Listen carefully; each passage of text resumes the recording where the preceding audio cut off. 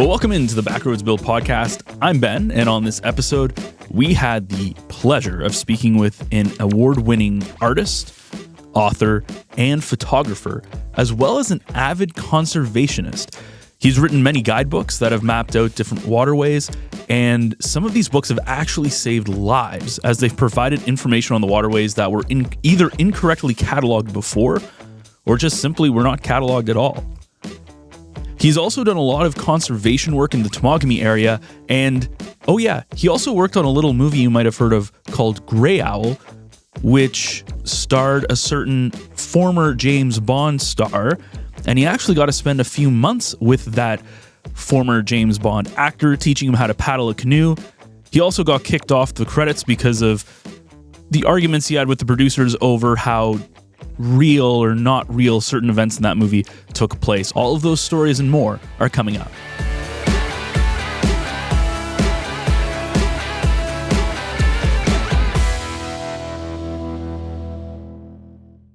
Well, we want to welcome in today to the program Hap Wilson, who is a man who wears many hats, whether it be artist, author, photographer, but more importantly, he is a conservationist and has a life mission to preserve our beautiful land in an age where we as a human race are trying to destroy it every day. Hap, how are you doing? I'm well, thanks, and thanks for the invitation. You guys, really happy to be here. Thanks. So, Bill, you know of Hap because of canoeing and stuff, so why don't you tell us a little bit about your history with Hap? Yeah, it just reminds me too, because Hap came into his studio home, and I noticed on the my left side, be his right side, a lot of illustrations. Because again, we have to know that Hap is an artist as well, and all the way along illustrated so many of his books. But I think I came across Hap, and Hap, you'll be glad I'm going to show it. But this is 1977-78, first edition of the Temagami canoe routes, compiled and illustrated by Hap Wilson, and the price was $2, which was not a lot of money to pay, and it was worth every cent of it as it is today.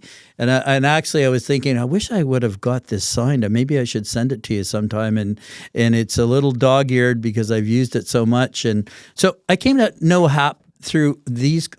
In fact, probably the first time was this Temagami canoe routes.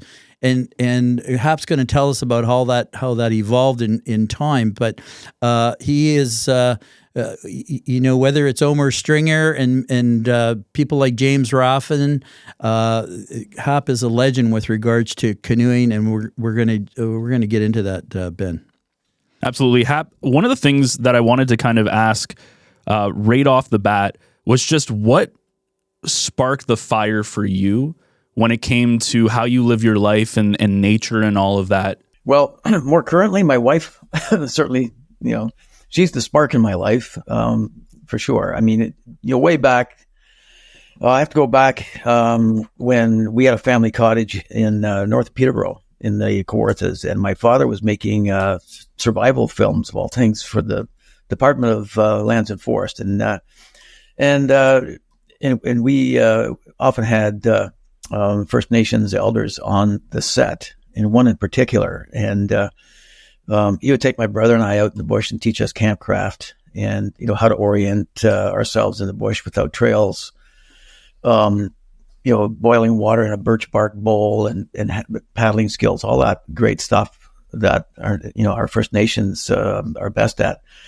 And to me, that was magic. And there was a little communication between us as he was teaching this art, and it was all in gestures. And I was enamored by the whole outdoor scene at that time, and I think that really hit a resonant chord in my cerebrum, and that sort of planted that seed that what I want to do when I grow up is anything but stay in the mainstream.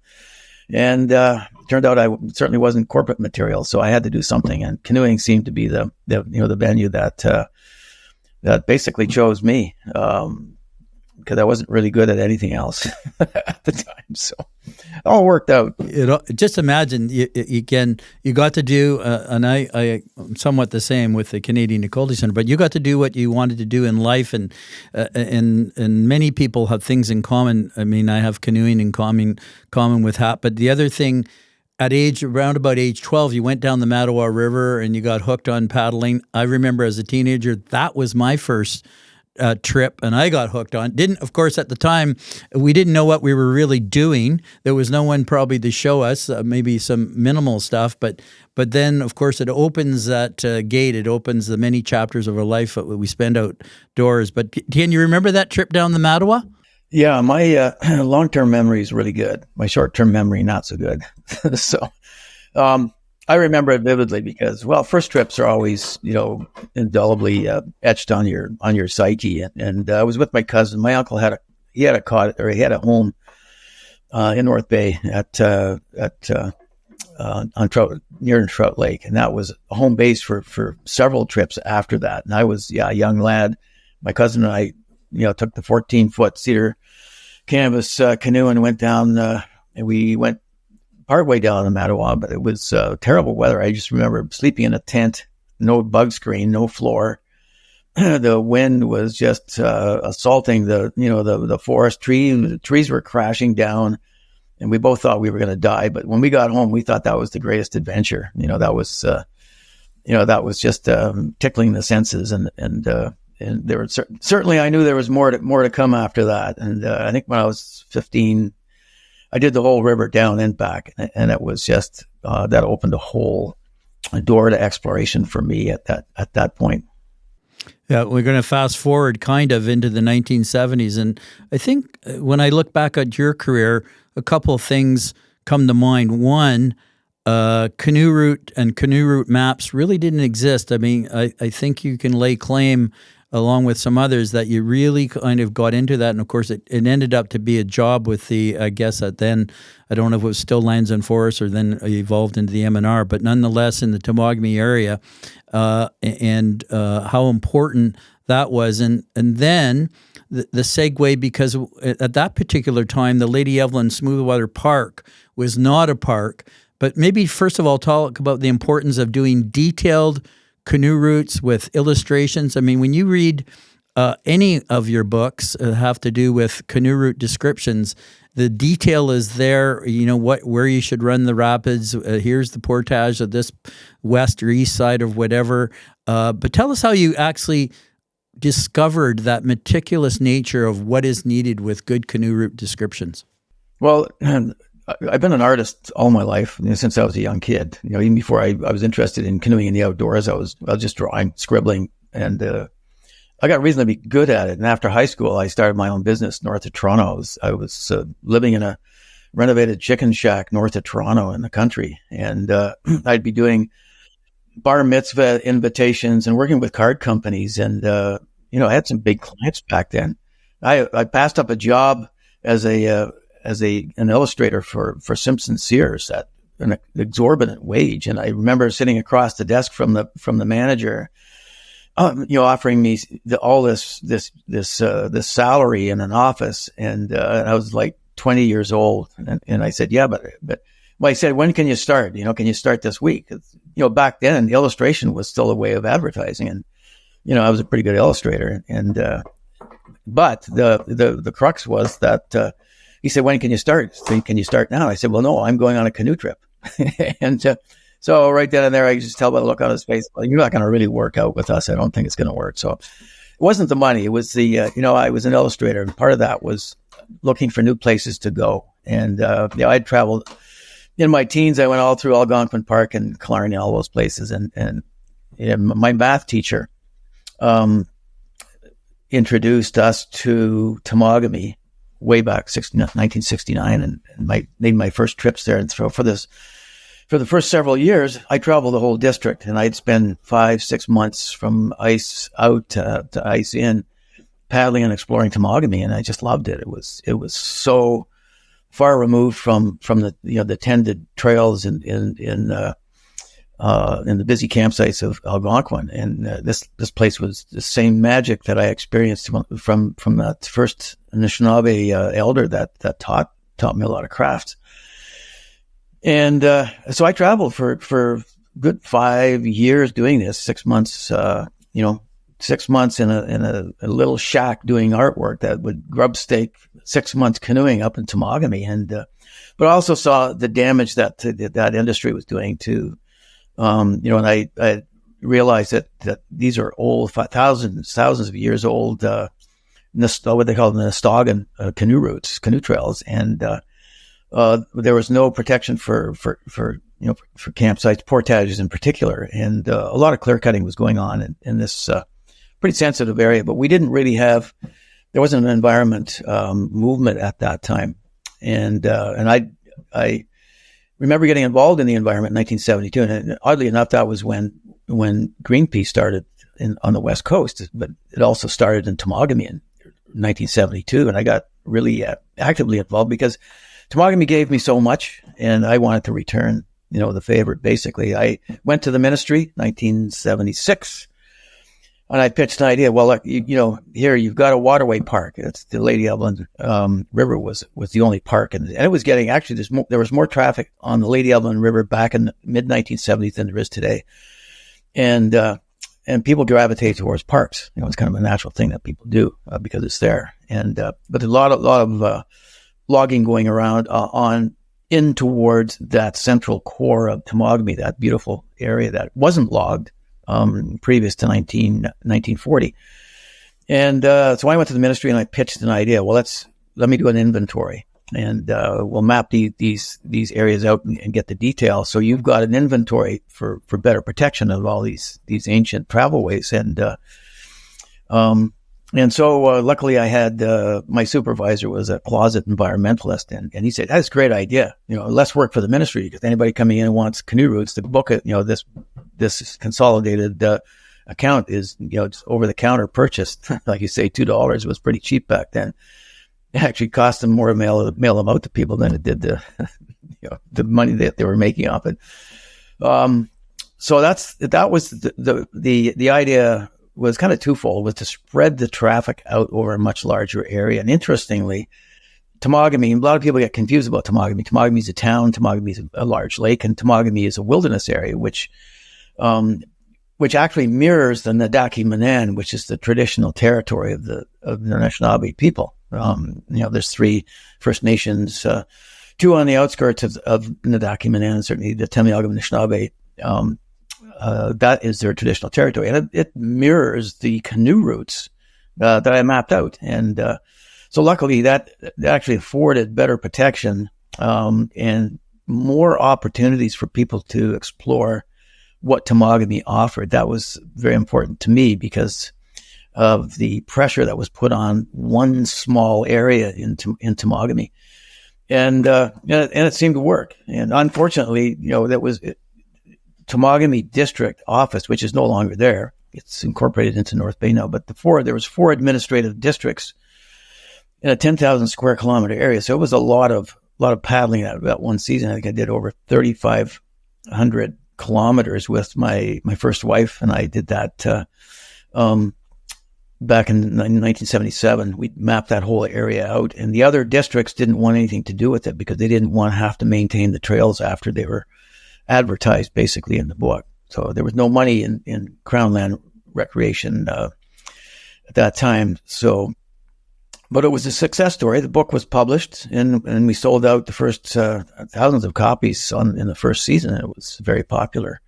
There was about 150 typo errors in the first book. So we needed to put out another edition fairly quickly. So, and we've improved it over the years. Now it's in its 12th edition. So through Firefly took over the publication of all my guidebooks, and I'm happy working with them as the distributor.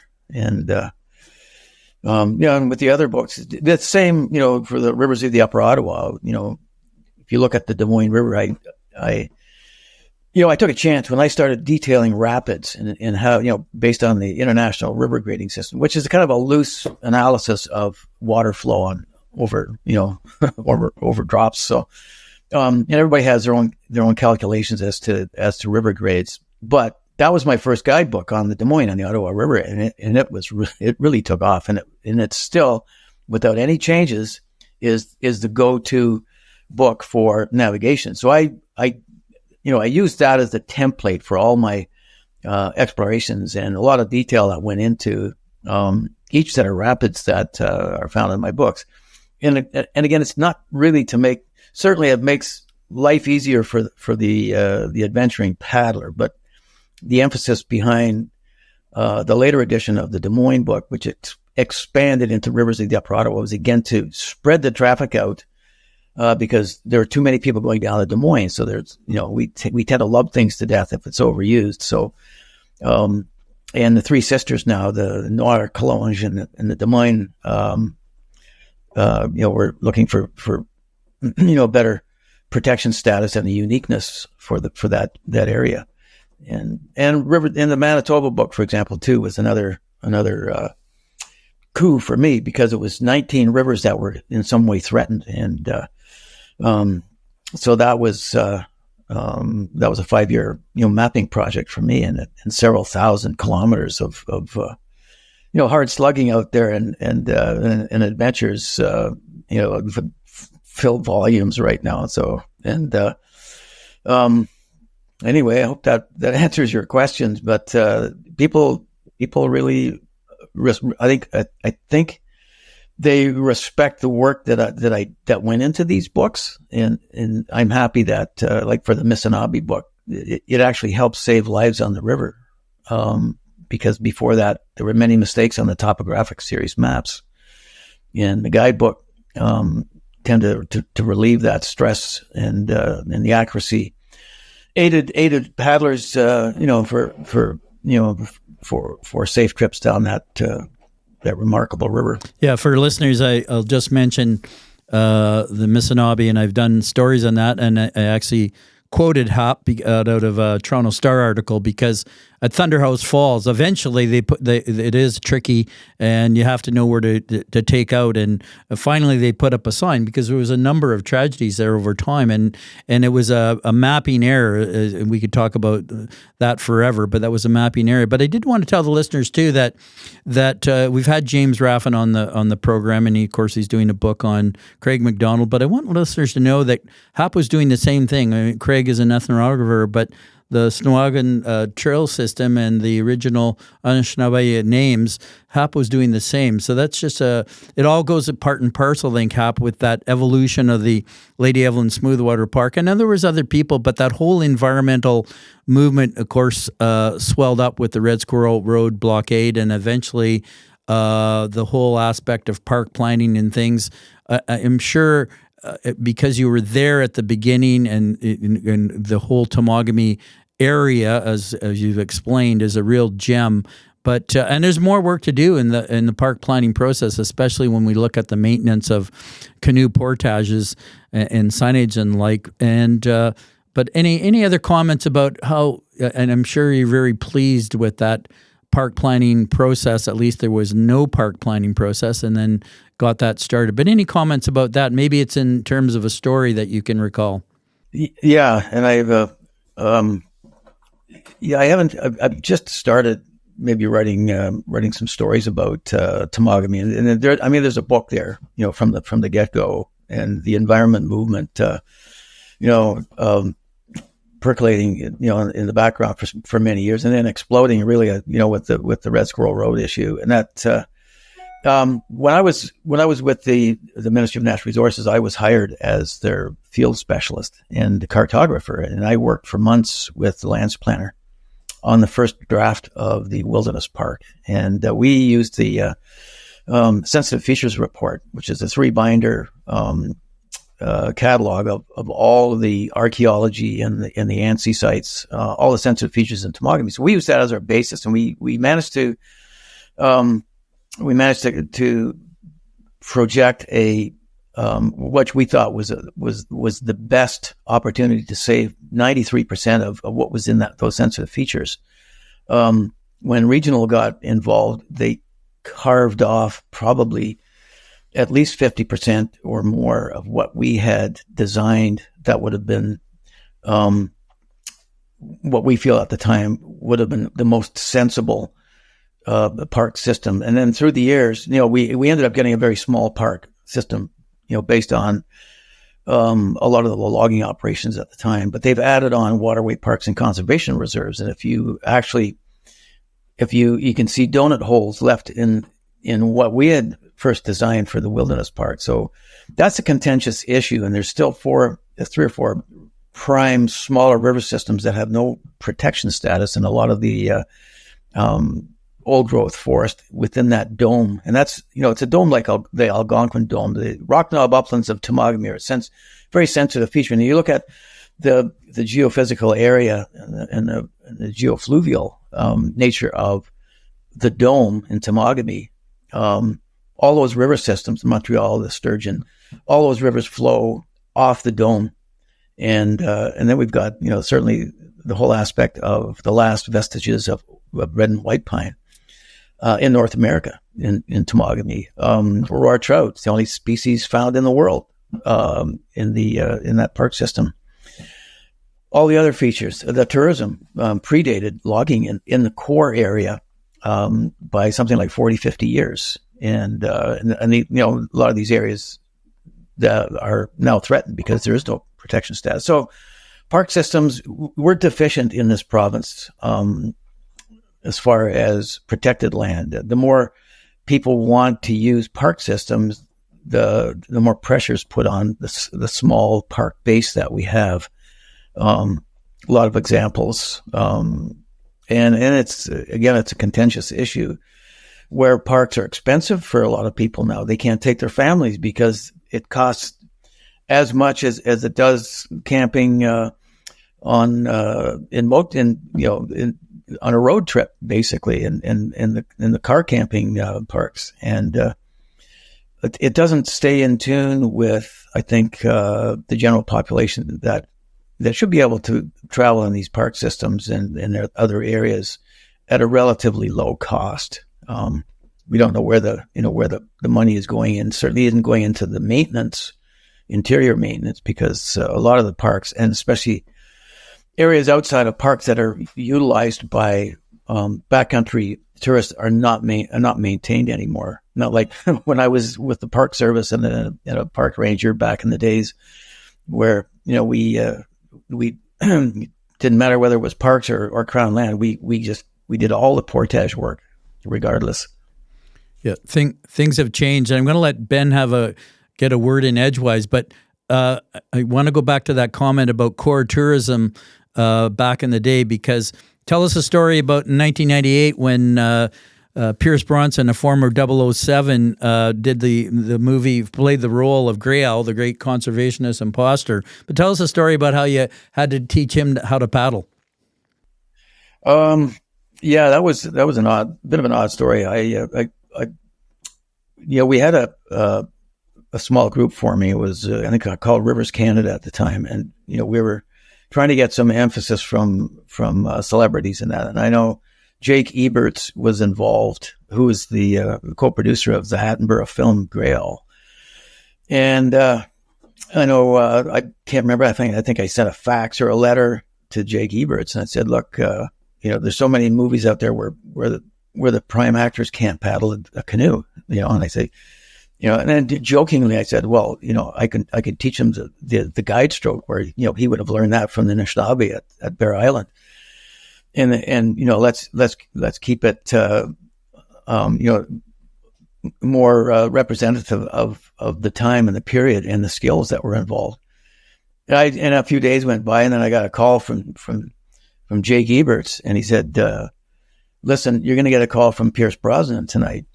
I said, "Yeah, for sure. Is this a crank call?" And sure enough, Pierce Bronson called me in the evening. I was living in Port Carling in Muskoka at the time, and so made arrangements to fly down to Malibu and jump in a canoe with him and teach him how to throw an axe and a knife for the movie. And so yeah, that was my brush with Hollywood. It was an interesting. Spent a couple of months with Pierce Bronson as his personal trainer, and we got bumping heads a bit because I know his lovely wife tried to convince him to go north and experience tomogamy, and I was going to tour him around, but he said, "No, too busy. He's working on another movie and a remake of the Thomas Crown Affair, and he's busy. He's a workaholic, a very hard worker." And the fact that we were looking for, at the time, a crusader for the tomogamy, save tomogamy old growth at the time. And he said, well, he's a one-issue guy. He wants to save the whales, and which he was very actively involved in. And at the time, I think, whether he was joking or not, but he said he's involved in buying a rainforest logging company. So I thought, well, this isn't the guy we want crusading for tomogamy, trying to save the old growth pine. So we ended up, and I wasn't that popular with some of the producers because I said, well, I brought about a lot of things that really contradicted the style and the period, the technique, outdoor technique and stuff like that, and things that just wouldn't happen. And some of the producers, one of the producers, I remember sitting across from Attenborough and I said, look, Mr. Attenborough, it's too Hollywood. The first scene where Pierce Bronson jumps off a waterfall in a canoe, it just wouldn't happen. And he laughed. And then the other co-producer said to me, Mr. Wilson, this is a Hollywood love story. It's not a documentary. And I just, and everybody was silent in the room. I said, well, I don't care. I was sitting beside him, and Kirk Whipper was with me, and he agreed. There's a lot of things in the script that just wouldn't happen. And so I wasn't a real favored person on the team. They actually took my name off the credits because I guess I caused too much stir. So, which I thought was kind of Ben, do you have a question? I've got a couple more. If it's around the same, my question is going to take us off a different line of thinking. So go ahead. Well, that kind of Hap's last response leads me to, he's been known as a scourge of tree assassins. But take us to when you came up with that bumper sticker, tree hugging dirt worshiper, because I think it fits all in with what you just told us and your whole life's philosophy about being outside in special areas. Yeah, well, I think I just kind of slipped into that naturally because, if you love nature and you see if you're passionate about what we might lose, and if you look at wilderness and if you look at it as a commodity like industry does, as it becomes scarce, it becomes more valuable to us. And the trouble with it's hard to sensitize bureaucrats and politicians and industrialists to the benefits of wilderness left alone. Basically, we need that template to teach us how to do things properly because we don't know how to, regrow an old growth forest. We're doing all these clear cuts, but we're just learning about that ground mat communication between tree species and ground vegetation, and there's a lot going on there that we don't know, and and depends on the political landscape at the time. We're not in a good landscape at all in this province in Ontario because of the declassification of the Endangered Species Act and the Environmental Assessment Act. So it's harder for conservation and environment groups to get the word out. But as an environmentalist, I'm certainly passionate about it. If you love something, you protect it, right? It's like your family, and I get so much out of nature, so I feel obligated to put something back. And my wife and I was one of the co-founders of Earth Roots, and I was first the Tomogamy Wilderness Society. That was the evolution of the movement in tomogamy in Canada, really. And as you know, Bill became an international scene there with the IUCN, the International Union for the Conservation of Nature, putting tomogamy on that endangered species list, which it should be put on again now if you look at what's going on. But that certainly got a lot of people riled, and building trails get people out in the old growth and all the things that we try to get people proactive, and it was working with the blockades. Certainly, we had, as Bob Ray out there at the time. I don't think he could tell a spruce tree from a pine, from a white pine. But again, it's if you can control the media and convince the media that's a good story, And if it bleeds, it leads, you know that. And you get sort of celebrities out in the field, for the good vid, and then you can make some headway and get people's heads turning in the right direction. Obviously, you've created a lot of really beautiful art. And one of the things that I found interesting, especially on your website, there's a quote that's on there, and it says, "I believe there is a harmony between art and conservation that can help keep the wilderness alive in the heart of others. My passion is to stimulate a desire in people, not just to admire, but to protect the beauty of the wild that we've been so fortunate to inherit." And I guess I wanted to dive a little bit into that connection, and where did that connection between an art and conservation in your mind come from?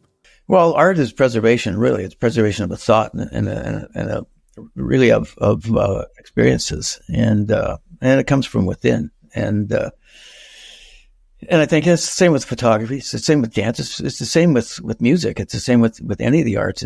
We're preserving a cultural heritage, and that overflows into our physical world where we live, our social structure, and certainly our environment, and it goes hand in hand.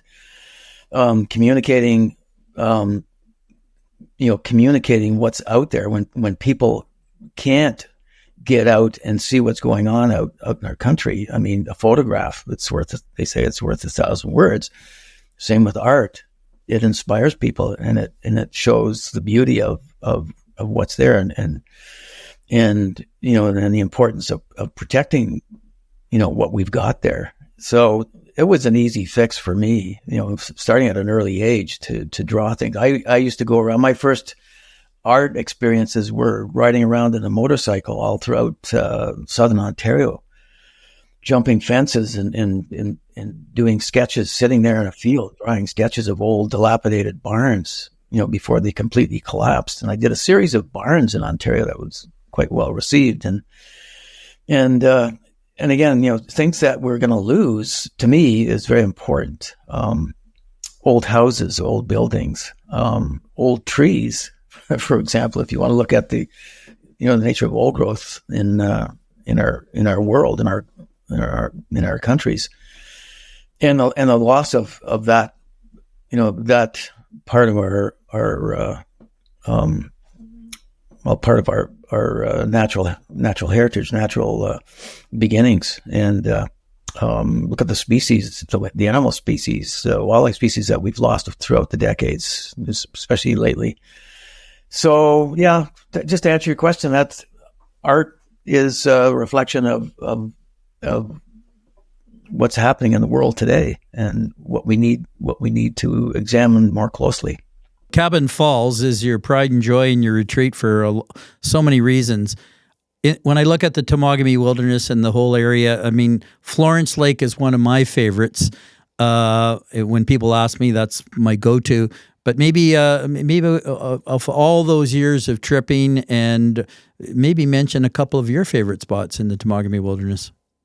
Yeah, well, certainly the Lady Evelyn River, in which I paddled probably more than 200 times, and traveled in winter, all seasons. And I spent the winter up at the cabin with, 2 babies in diapers, which was, I don't think I'd ever want to do anything like that again. But certainly the Lady Evelyn River is it's one of my favorite places in all of Canada. And there a lot of paddlers out there are collectors. They'll do one river once and then go on to the next river. And I tell people, look, you don't really see all of those nuances and experiences and all that beauty of a river if you don't at least paddle it upstream once, and several times. So look at the Mattawa. I've done the Mattawa almost 20 times, 12 times on the race, and then the other times, guiding other people. The Mattawa is a beautiful river. It's certainly, one of the prime, historic routes in this country. I paddled, several historic routes, including the Hayes River in northern Manitoba, which is one of my favorites as well. I ask people, how many named rivers there are in Canada? And people don't have any idea. And it's 8,500 rivers, named rivers in Canada. So, yeah, I mean, Temagami in particular, Florence, you mentioned Florence Lake, and it's a gem. It certainly is a gem. There's a lot of cultural prehistory there in Florence that a lot of people aren't privy to, the information that I gleaned from the decades, and actually working for the ministry that and all the archaeology that we had information on. I'm looking forward to Thor Conway's book that's going to come out on that Secrets of Temagami, and also thinking about and recently in social media you've said you're kind of winding down a little bit, and we all wind down. But I would suspect would like to know when the next book's coming about all your memories. And a good working title from my perspective would be Living a Dream, because you certainly have done so. Yeah, well, there's something always on the back burner. And my last book was an apocalyptic book, and people are begging me for a sequel to that one. So that's Out of Abaddon. And if you look at global situation now, it's I think how many times has the world ended on the movie screen? Memoirs. I'm almost to that point. My wife keeps bugging me to write our love story, which I think would be part of it for sure. And so that it's we just keep I've got a lot of physical ailments from the mileage over the years, but everything's, I can't complain. Life has been good for me and treated me well. And so I like to put something back into the world if I can. And my wife is the driving force there, and she's, like me, dedicated to preserving the wilderness. So. Well, as we wrap up, Hap, I just want to ask if out of all of the things that you've done in your very long career, at any point in your life, what is the most proud thing that you have accomplished personally? Yeah, it is. Well, yeah, there's a few things that come to mind. Missinaibi book, for one thing, and there was an average of 2 deaths a year on that prior to 1994 when the book came out. There has been no deaths on that river. No, there's over 30 deaths in a 10-year period, and a lot of that was based on inaccurate topographic maps. So that was a highlight there. I think the other highlight is working with my wife to build Cabin Falls Eco Lodge in the park. And the amount of work that went into that. And it's a learning teaching facility now to bring people in and teach them about preservation and old growth forest and that. So I think those were probably highlights, some of the biggest highlights in my life. There are many, many highlights. So maybe 2 of the bigger ones there. Hap's given us, the whole purpose was to salute Hap, and of course, by experience, by these stories, he's given us some insight that you can read in many of the books, but it's nothing like in the flesh, so to speak, when we've got him on air here. We may have him back when he completes those memoirs, Ben, but you're talking to a legend, and you're talking to someone who really... and I often think about, not necessarily myself, but I wonder if I hope there's a whole generation, or there are Hap Wilsons out there today in our culture that are going to pick up, whether it's an issue or something, or just promote that whole aspect of being outside, vitamin N, being outside with nature. And I'm going to leave it like that. Over to you, Ben, and maybe Hap has some last words. Well, I think you're right. There are a lot of young people who are as passionate as I've been with the outdoors and dedicated to, preserving what we have. But I do worry that social media has also created a genre of look at me individuals that forget that the true nature of exploration is that you're a conduit to the people, between nature and what we need to do to protect it. It's not just a story of oneself. And for me, it's the people that I meet and the places that I've been, and it's less about me, but more about our surroundings. And I think that's one thing I worry about with social media. But that's my last word. Just stay true to yourself and nature. Thank you to Hap for taking the time to talk with us this morning. And as Bill kept saying to me, both on and off camera, that Hap is an absolute legend. He said, Ben, you are talking to a legend. And honestly, he's not wrong. I mean, all of the stuff that Hap has done in his life is just absolutely incredible.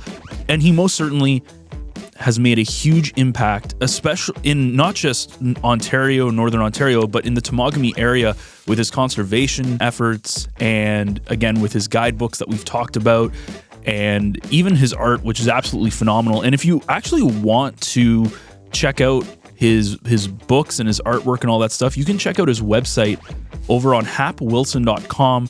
That's HAPWILSON.com. And you can actually purchase some of his artwork that's on there. It's really, really nice. So you can check that out if you want to learn more about the man that is Hap Wilson. And if you enjoyed this episode, you can check out more episodes of the Backroads Build podcast on all of your favorite podcast players. You can go onto YouTube and, of course, on NorthBayEcho.ca. And while you're on our website, you can check out the other podcasts we have and sign up for our newsletter, Echo Essentials, which is a great way to keep up to date with all the news, events, and happenings going around in the North Bay area. So myself and Bill will be back again next week with a new story and a new Backroads adventure.